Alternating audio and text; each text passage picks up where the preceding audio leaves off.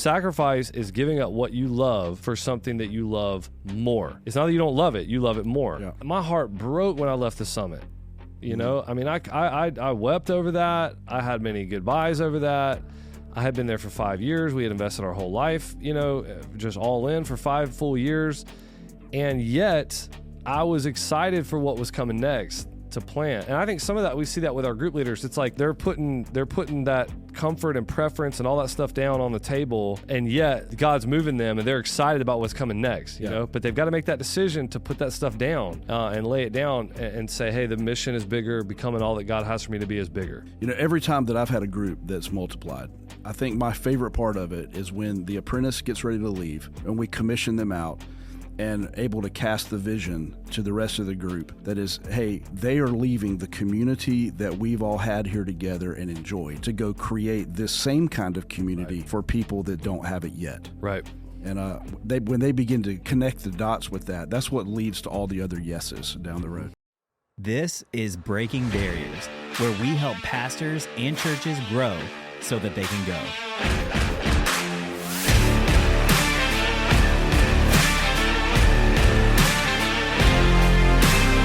Well, hey, welcome back to the Breaking Barriers podcast. My name is Jonathan Yarboro, here with Mercy Hill Church, and today having a conversation with lead pastor Andrew Hopper. Wanting to tag into a conversation that Bobby and I had on a former episode. We were talking about the relationship between creating opportunities for leadership in the church and also how that goes with a development strategy, you know, for developing leaders within the church, and how those two things kind of feed each other, and, you know, how that creates kind of different cultures. The way that we talked about that was we said, you know, a lot of churches will lean hard into the whole development strategy, some kind of like development pipeline, and how they go about preparing leaders to jump into space, but they may not have any opportunities, or at least not many opportunities for them to actually jump in and use the things they've learned along the pipeline, and how that can create a really slow organization, you know, where people don't have any way to jump in. But then on the other side, some churches, you know, they'll create a lot of opportunities because whether they're fast growing or something like that, but they don't ever do anything to really develop the leaders. And it's sort of like you throw somebody into the deep end and, hey, it's like sink or swim kind of time. And you don't really do anything to help them. And that can be kind of destructive, you know, to the church, massively stressful. And we talked about how when you combine both of those things, it can create a sending culture as opposed to a really stressed out culture that's always trying to recoup the loss, or a culture that's just really slow because it's bloated with so many leaders that aren't actually leading anything. Right. And so talking about that, you know, we kind of landed in this space of it's better when you're trying to get to a sending culture from not having anything like that.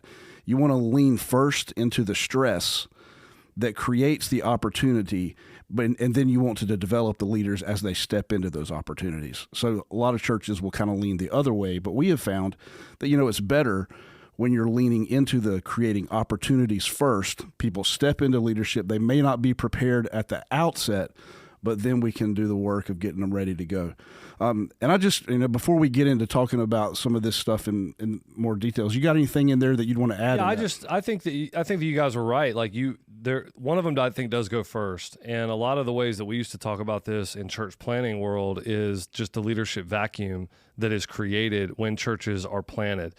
I think that's actually true on down the system. And I think we're going to talk about some of that today. Whether you're planting a group, or whether you're planting a service, or whether you're planting a campus, or whether you're planting a group, the very action of planting and multiplying things, it pushes leaders out and thereby creates a vacuum of leadership that has a force to it. I mean, it sucks people in. You know, that's why we call it vacuum. So, if the development side is not there, and I think we've done a lot of work with pipelines and that kind of thing, I think it's very important. If the development side is not there, you can end up really throwing some people into some places that maybe they weren't equipped for. But without that pull, without the vacuum, I don't know that people are ever going to even see their own need to be serving in the church, because they don't see opportunities for them to plug in that are needed. People understand and know intuitively, I think many times if you're doing something, quote, just to give them a chance to serve versus if it actually is really needed. And I think they attack it with a different energy when they can see very clearly this is a need. We've multiplied services. That means we got to double everything. Yeah. And so they need me to step in right now. Hey, so as a little sidebar to that, it's interesting to me how that correlates to the way that we talk about vision gap. You know, we can say you cast a vision when you're trying to get people to give to something. And if all you're doing is saying, hey, thank you for your generosity, you've given to this, the people that are sitting there that are new to your church, they don't really see a need for them to be able to give because they're saying, hey, this church is already getting it done. They don't need me.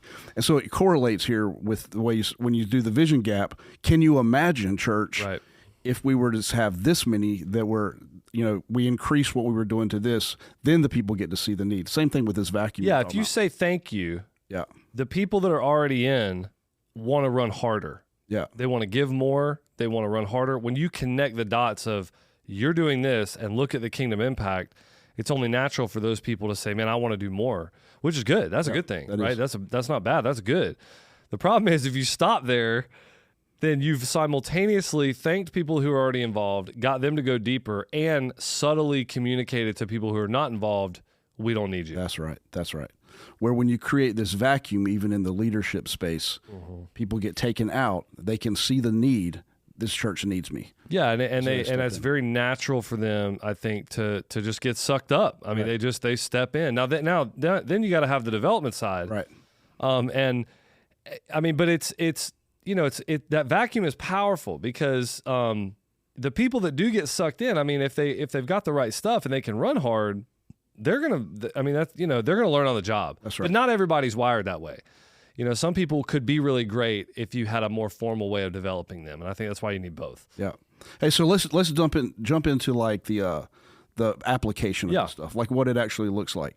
So you've been here since the beginning. You started the church, so we're talking about 12 years into this space now, and I think one of the things that jumped out to me when I first got in the Mercy Hill ecosystem was how we talk about groups. Mm-hmm. So when it comes to multiplying groups, what we don't do is we don't say, okay, we're going to split groups in half, and then this you make two groups out of one. Instead, we talk about planting a group. Can you talk about some of the reasoning behind that and how we go about doing that?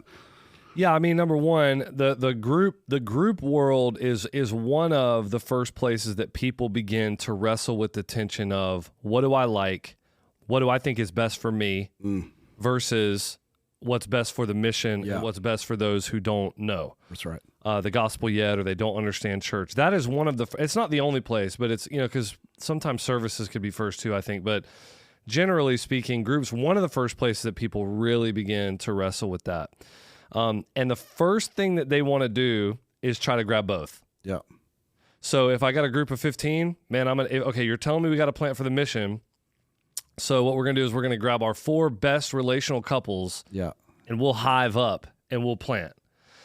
And that makes you feel on the front end like, man, we're going to get both done. We're going to open up some new spots for new people, but in this hive, I'm still going to be safe. Right. I'm still going to have my relationships. Now, what people don't realize is, and this is just Sticky Church 101, is that when you have a bunch of existing relationships already within a group, it makes it very hard for new people to come in and stick.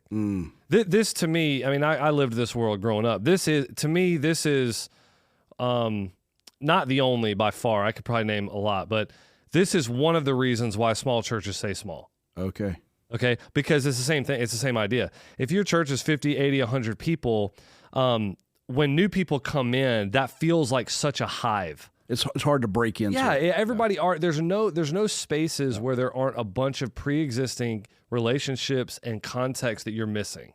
It's the same thing when you move to a small town. Yeah. You move to a small town and very similar. That kind of situation. And so why that's one of the reasons why I mean it's weird, but it's why growing churches grow.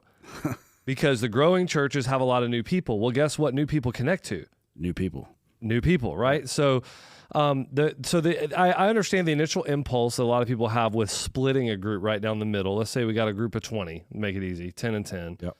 But what they don't understand is they took one group that had really good relationships and then made two groups that have good relationships, and now they got two things that are going to exclude people rather than one. So what we try to do is we say new groups for new people. So what we try to do is say, hey, there's going to be a couple that's identified that's raised up. We are constantly, incessantly bothering our group leaders. Our group leader, probably one of the biggest complaints is like, man, we got a good thing going. Why can't we just leave it alone? And what they're going to get from us is that's great, that's fine. Who's your next apprentice? Right. Right. Like we need Right a name. on the heels of it. Yeah. We need a name. So we want to get an apprentice raised up, and we want to get them planted out. Many times they will go with at least one other couple that they think might be an apprentice also at some point. But the gist is, man, it's a gospel goodbye. Man, we are sending you out. And I'm not saying we can't do a 4th of July cookout together or whatever, but man, we are sending you out, and we're expecting you to form all these new relationships with new people and help them glue to one another. That's pretty much why we don't split. But what I would say is that is a microcosm of what happens at every single level. That's right. Yeah. Whether you're planting a church, I mean, when you go plant a church, and I've said this ad nauseum, this is why church planting is not a strategy for church growth. It can't be, because it takes 10 years, and you're only going to plant a group of 30 or 40 to go. But that's the thing. You're going to see 30 or 40 people. It's not going to be, hey, we're going to hive off half of the church and send them out in a church plant, Even with a campus, I think people think, well, the campus is like that. It's like, no, it's really not. I mean, the biggest launch team we've ever had for a campus is probably 200, 300, whereas a campus might launch with 700 or 800 people. So it's still the smaller group that's going out to try to provide a ton of room for new people to be able to connect with each other. All right, so I know it's not something that's just our thing. We didn't coin the phrase, the gospel goodbye and all that kind of stuff. But you said that it's a microcosm of the entire thing. And so can you just talk a little bit about, when we say gospel goodbye, what do we mean by that? Yeah. I mean, I don't know where gospel goodbye came from, but we just there is a healthy thing in growing, sending churches where people have their heart regularly broken with relationships that are going to have to just one day be put back together in heaven for eternity. Yeah. It's just the reality of it. I think about my kids, my daughter in particular. She's now had 2 or 3 of her, people that are close to her, youth leaders, people that mentored her, when she was young college students that now have gone. And it's like, man, it's a gospel goodbye. There's tears. There's heartbreak in that, but it's an opportunity for us to say, as much as I love you, and we do believe in a heaven where we're going to be able to enjoy relationship with one another for all eternity. In this short season right now, we are going to, we're going to break fellowship in a sense and send you to India, or you're going to move and you're going to go to our church plant in Norfolk, Virginia, Yep. And that the where that starts, I think is what you're referring to. Where that starts is that you start that by planting groups. Yeah. When a group plants, or services or campuses. I mean, I think about kids and student ministry and that kind of thing. Man, my kids, for example, some of their best friends go to Regional North. Yeah. Well, we don't go to North because we're going to worship as a family, and I can't be there at 2 places at once, right? So that's been hard for them. It's like, hey, we have to say bye to all of these friends that we have that are going to a new campus. Well, let's talk about why that is. Yeah. They're trying to make room at this campus for new people. So it's always that tension of, what I want for me is, man, let's just grab and hoard the relationships. What's good for the kingdom is gospel goodbyes. We're going to get there to the whole service and campus thing and all that stuff. But I think one of the things that's helpful when we're talking about this is to understand at each level when we're asking people to make some sort of move, they're all making a decision to say goodbye to something, to let go of something. In some way, they're saying, I'm going to let go of a preference that is mine for the sake of someone else. So when it comes to multiplying at the group level and causing that kind of stress, what are people saying yes to? Yeah.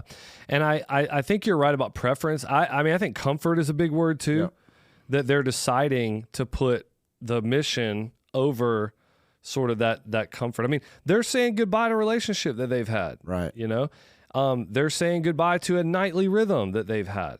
They're saying goodbye to what they've done for their kids' childcare potentially, if depending on what the situation was. And I mean, there's just a lot of things that are unsettling about changing groups. But when you see believers begin to grow, part of that, what marks that maturity is their eyes start to really get up. Yeah. And they want to be all that God has called them to be, and so not everybody's going to be a group leader, but for the ones that are group leader material, so to speak, or God's moving them in that, it's kind of fun to see the holy discontent of, I'm willing to put something, what's the nature of sacrifice? What we say at Mercy Hill is sacrifice is giving up what you love for something that you love more. Mm-hmm. Yeah. It's not that you don't love it, you love it more. Yeah.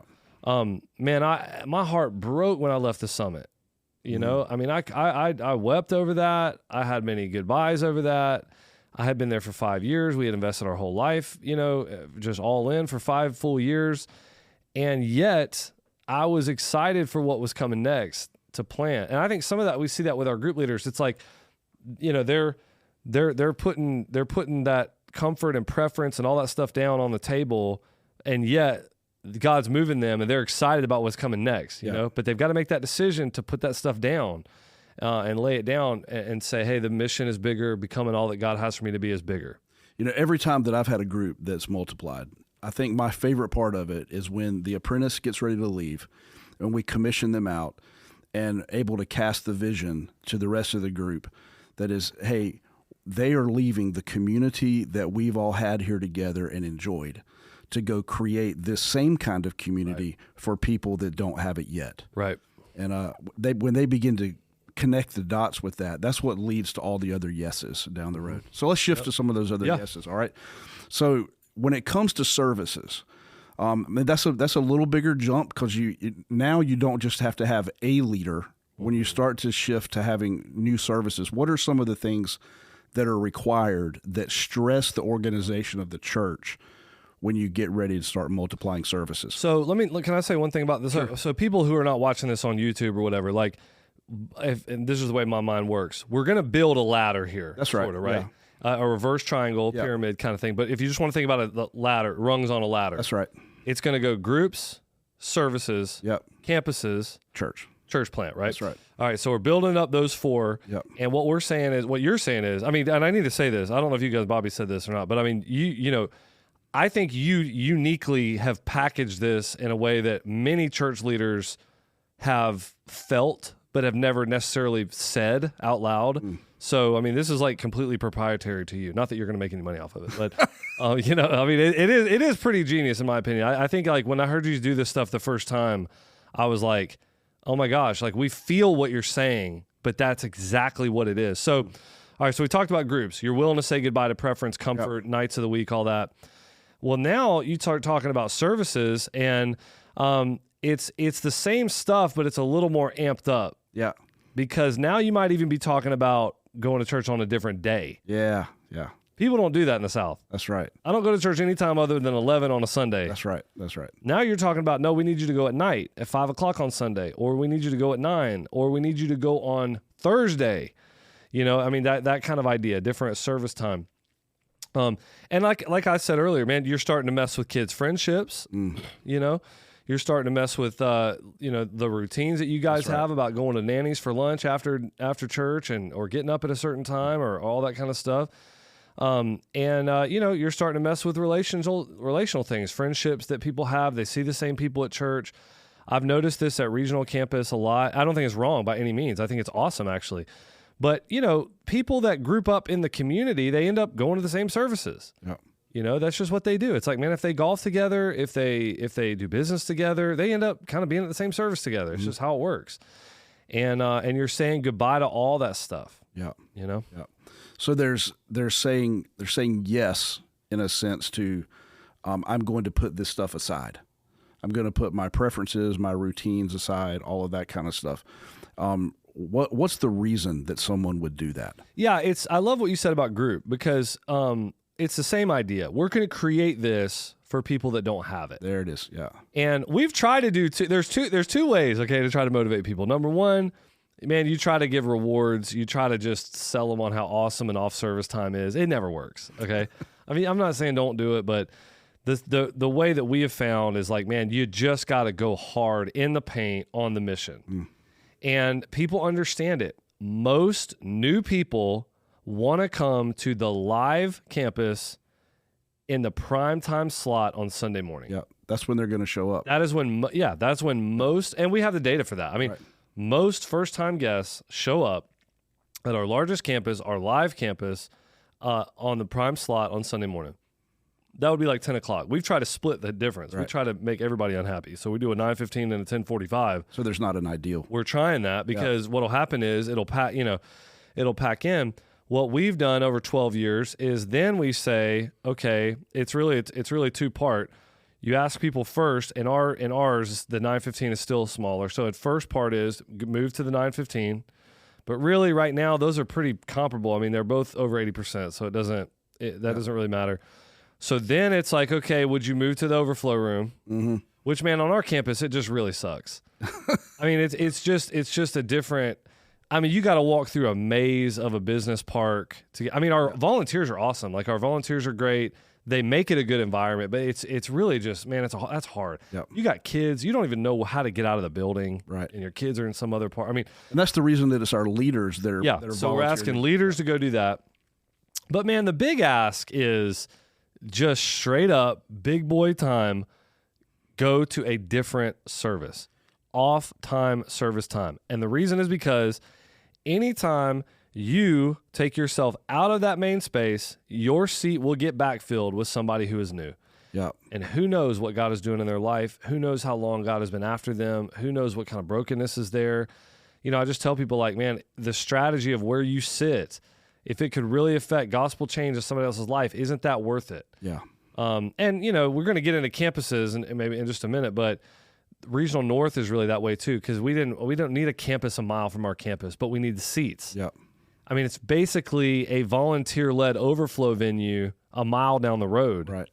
That is completely filled, and people have done that. They've done. It's really just them going on off service time. Really, I mean, they're moving where they sit because they know most new people are going to come to regional. All right, so I want to just jump on that thing you just said right there, because there's been a little bit of controversy around some of the language around this when it comes to like the way some of our missionaries, would think about this stuff. When we use a phrase, move for the mission, right? So when we're saying that, we're saying, hey, will you move from where you're sitting now to being seated somewhere else that's not like a primetime spot for the sake of someone being able to come in, bring in their family of 5 and be able to sit together. And, like missionaries that are serving like unreached people groups, they're saying, man, that's not exactly mission, So, I mean, so let's talk about just for a second, how the one actually does relate to the other down the road. Yeah, I mean, I've heard that. I mean, missionaries a lot of times have a bit of a cynical side.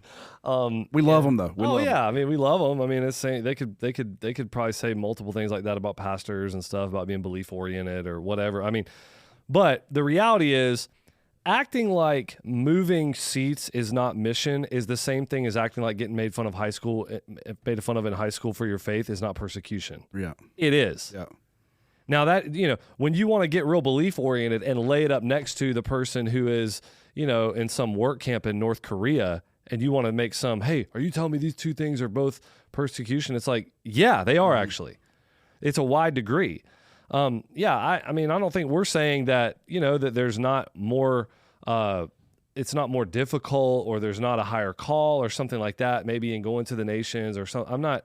That's really not the discussion. The discussion is when someone makes a decision that is uncomfortable for them because they believe it's going to give somebody else the opportunity to hear about Jesus, come to faith in Jesus, grow in their discipleship, that is mission. Yeah.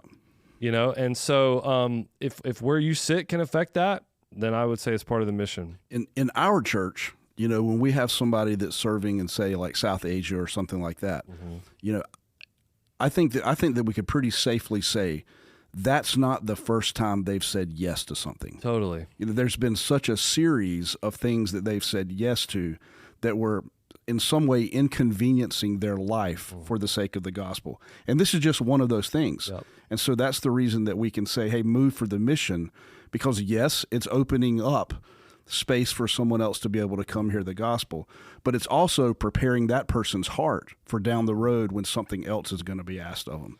Yeah, and I think what you were saying about like people that have gone out for Mercy Hill, I think many of them understand what we're saying, what I'm saying by this. Like, that people have to take a lot of steps. We do another good example of what you're saying is we do the generosity ladder. We borrowed this 10 years ago from Nelson Searcy. Like I don't even know what the exact language is, but the idea is, do you tell people on the front end, that the tithe is the floor, not the ceiling? Yes. We have no problem telling people that. Right. I mean, we stand up, hey, we talk about a tithe. We used to talk about first fruits. Now we're like, dude, we're talking about the tithe. Yeah. A tenth. We're trying to get people to understand in clear language. But then we come right back behind that and we're like, hey, for some of you, that is going to feel like a bridge too far. Yeah. You're going to never start because you feel like you can't obey in that. Now, I would challenge them in that. Sure. And I would say, hey, I think you can. But if you just can't, do something. Become a first-time giver. Man, do something consistently. I don't care if it's $20 a month. Have it start getting auto-drafted. Even if it's not to a church, send it to the pregnancy network, whatever. Start getting in that habit, right? So we're trying to give people small yeses to get them to the place where they're able to be obedient in the big things that God is calling them to. And I think this is very similar to that. I just can't imagine somebody being willing to go to the nations or go on a church plant that wasn't first willing to move where they sit for their neighbor. Yeah, yeah. So let's shift to the next rung up the ladder that we're talking about. All right, let's get into the campus world. Mm-hmm. So, I can't remember, was it 2000? Was that like 2016 when we did Clifton Road? 12, 13, 14, probably. Yeah, something maybe like 15, that. 16, yeah. So the first time that Mercy Hill went to launch a second campus, Clifton Road was the one. Man, what was some of the pressure that the organization was feeling? Because up until that point, on a Sunday, if you're running 4 services on a Sunday, you can run the same band throughout that entire thing. Right. All of those things change now when you go to a different location, and now you're a church in 2 locations. So, what are some of the things that have to be multiplied leadership-wise at that level that causes a lot of stress? On the service level. I don't think we ever said that. The service level, you're right. Your band and your preacher can be similar, but and stage hosts and all. Everybody on stage is the same, but then everybody else is kind of different. Especially, serve teams and all that kids, stuff. Workers, serve teams, sometimes production stuff. When you go multi-site, though, and what was the stress on our organization was just, we were just out of room. We needed to do something different. We had done the tons of services thing. We were not willing to continue to multiply more and more and more services, and we didn't think we were going to get a return on that anyway. It was time, so we planted Clifton Road. But at that point, and I remember this, what you're saying is that's a big shift. Yeah. And I don't think churches a lot of times realize what kind of shift it's going to be. We used to call it the Clifton Stare. That our staff walked around for like a few months after that whole thing, and they just were kind of like staring off, like a Chris Kyle moment from American, from Sniper. Yeah. What's that Sniper movie? And but anyway, they because everything's got to be multiplied. Every single thing. It's not just your volunteer teams. Now it's the band. Now it's your campus pastor team. Now it's your elder team. All that stuff has got to be replicated. And especially for an organization that's going from 1 campus to 2. What you think you have a lot of leaders until you go to 2 campuses and you realize, we're not nearly as stacked as we thought we were, and you got to start replenishing and rebuilding. But it creates a stress. People immediately will get sucked into that vacuum if you have the development side to go with it. Yeah, so that's what I was going to ask is, do you think there was a greater lag in the vacuum being filled by new leaders when we shifted to planting the Clifton Road campus than when we just multiplied services? Or do you think it was about the same? Man, this is what I think. I think that it's probably similar, and I think this is where the development side comes in. Man, you go to plant a campus and you're not ready on the development side, you'll fill all the spots, but people won't last. They burn out. They can't last. They're burned out, and they just were not equipped to do this. They're not. You're at that point treating people like cogs and just trying to plug them instead of saying like, no, we have enough time and leadership capacity here that we can actually try to fit you in what we think you're going to be good at, what you think you're going to be good at, rather than just, man, we're all hands on deck, go. And then, you can staff it and get it going.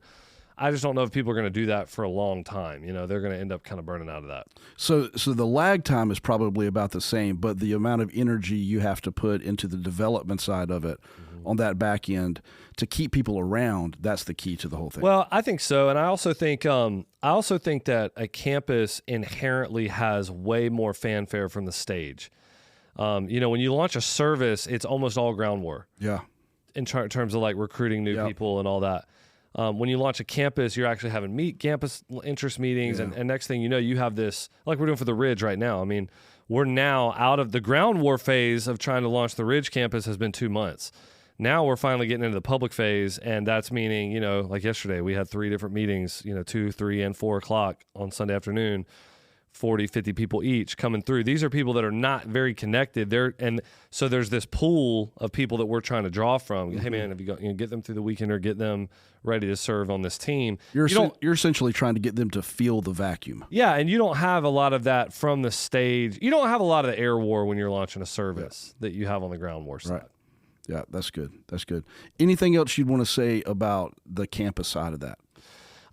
I think the only thing I'd want to say about it, I don't know if this pertains to this discussion, but, you started talking about this stuff a year ago, 18 months ago, and I think we landed pretty fast on like, oh my, that is what the secret sauce of church planning is. Mm-hmm. I don't know if you were going to get into that at all, but, and we've talked about it on this podcast before, and listen, man, people do it different ways. They don't want to do multi-site. They're philosophically against multi-site. That's fine. Yeah. There's zero problem with that, man. Go for it. I will say, let's don't be obtuse, though, and throw out these very weak, lame arguments about how multi-site is not a leadership developer, leadership development tool. I hear people say things like, well, I don't want to do multi-site because it doesn't develop preachers because you only got one. And they're not just, these are arguments that are not just wrong, they're backwards. Right. And I think they hurt because what we have found is, not just in our church, I mean just nationwide, when you think about the largest, most vibrant church planting networks, which is different than a church affiliating network. That's right. All right, if they're actually planting new churches, many of them, dare I say most of them, are born out of multi-site environments. There is a reason for that. That is not a coincidence. You know what I mean? Yeah. So, somebody wants to be single site and that's what they want to do forever. I have zero problem with that. Like, man, that is your ministry philosophy. That's fine. Don't throw rocks at the multi-site movement as if it's not what it is. I would say it's the greatest leadership development tool that the church has had in the last 20 years. Yeah. Because that's kind of when it started, it had 30 years. And, if there's a better tool for leadership development and growth and all that, we would throw multi-site down tomorrow and we'd pick up that tool because I just want whatever is most pragmatic, sharp tool for the mission. But we don't see a better tool for developing more and more leaders that eventually will plant churches than multi-site. So I think the key, the biggest difference when you go from services to campuses, the way that people are having to think about reorienting their lives around the gospel. You can look at my own life. All right. So we live in High Point. And so my family is driving from High Point over to the regional campus. All right. That's where our lives are when it comes to church, at the regional campus. And so do you know what we were driving by on the way to regional? Right. We were driving by the High Point campus. So, I mean, in one sense, some people, they will make a decision. I'm going to go somewhere that's less convenient to help start another campus. I mean, we've had lots of families that have just, every single campus that we've started, they've been a part of that launch team, right. But for us, even though we were choosing, hey, we're going to go to the High Point campus that's closer to where we live, there was still something about, now we're changing a location of where part of our lives are lived. That means an entire people that we're seeing all the time, that's getting ready to change. And we're getting ready to invest in these people over here. Our relationships are getting ready to change. When we go and do things, it's going to be with this group of people instead of this group of people that are over at the regional campus. Right. There's something to that. When you begin to think about how people are making decisions about, I'm going to do church in a different geographical location. And that sets up a next ask that we make of people that makes it way easier for them to say, I've already relocated part of my life around the gospel in this space, in this microcosm, like a smaller kind of way. And so when we say, hey, would you be willing to go relocate to help start a church somewhere that needs a church like this? It's a whole lot easier for them to say yes to that when they've said yes to going to a different campus. Yeah, I mean, campusing is funny because and I remember the study that came out on this, especially when you're talking about video and screens and preaching. New people don't care about that stuff because they don't have a bunch of new to the faith, or not Christians. They don't really care about a lot of their life's online anyway. They don't really care. They don't know. It's the Christian that's been in the world for a long time. They're the ones that are laying down their preference. Right. To go do the campus in where they live. But they're simultaneously becoming a better missionary there because, fans of Jesus have no problem driving 40 minutes. But somebody who ain't a fan, it's like, dude, they're not doing that. That's right. And so if we can, for you become a better missionary in High Point, you can invite people from the community, your neighborhood, all that to come in. So it's the Christians who have to kind of get over it. That's right. And you're right. They have to make a decision to kind of get over it. Man, another ask, another preference, another comfort laid down so that they can, so they can go and be a better missionary where they are. And that is why there's only a couple of proprietary stats I think we've ever really coined or had. But when I say them, it's like, I think I was talking to Rich Birch about this the other day. People's eyes pop. The way this makes sense to people is when they realize that most of our sent out ones for church planning don't come from the regional campus. That's right. Consistently, our other campuses are the ones that have the most missionaries sent out from them. When you look at just Tanner's team that went to Norfolk, only 3 people out of their entire team came from the regional campus. Which the regional campus makes up literally over half of the entire church. That's right. It's always people that have, right. Not always, I don't want to say always, but the vast majority of the people that say yes to going and being part of planting another church somewhere, it's because they've already gone to a different campus. Yeah, they've said yes, or they started at a new campus and already have from the very beginning. Okay, I'd rather it be live here. I'd rather it be the bigger campus here. But this is better for the mission. Right. So they've to me that's one of the things that really helps it pop for people. That it's these small yeses, group level, service level, campus level. That's why the campusing, I think, is such a secret sauce in church planning. It simultaneously develops the people who are going to be in leadership roles. So our church has, we've got like 6 different bands. Right. There are 10 different bands. I mean, you could configure from all the people of a church of 3,000. Like that's just ludicrous. I mean, that you could have a church literally double the size in a different model and have half of the amount of people. Yeah. So it just inherently produces leaders because of all the multiplication of the service times and all that stuff. And you end up having churches that get planted out of that when the church gets the DNA. I love that image that you gave at the very beginning of the vacuum. I think I haven't talked about that when we've talked about this ladder and the whole multiplication effect and all that. I think that's going to be a really important part to add in there.